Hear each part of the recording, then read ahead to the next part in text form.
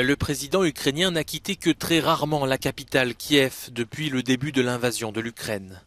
Il était ce samedi à Mykolaïev, dans le sud, une ville portuaire située non loin de Kherson, qui est aux mains des Russes. Ici, les forces ukrainiennes sont parvenues à repousser les offensives de Moscou.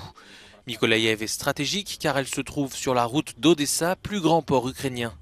La Russie bombarde cette ville régulièrement, mais l'essentiel de ses forces se concentre dans le Donbass.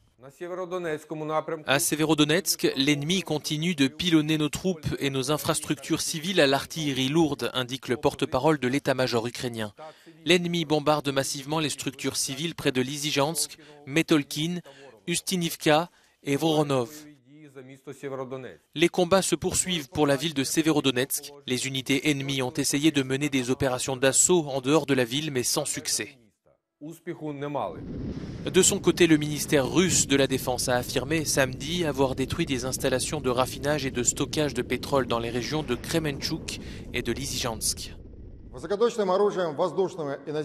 Dans les zones de Kremenchuk et de Lysychansk, nos armes ont détruit les installations de raffinage de pétrole et de stockage du carburant destinées à alimenter les équipements militaires ukrainiens dans le Donbass. À Lysychansk, les forces ukrainiennes se préparent au combat de rue. La ville, déjà lourdement bombardée, est située de l'autre côté de la rivière Donets, face à Severodonetsk, épicentre actuel de la guerre.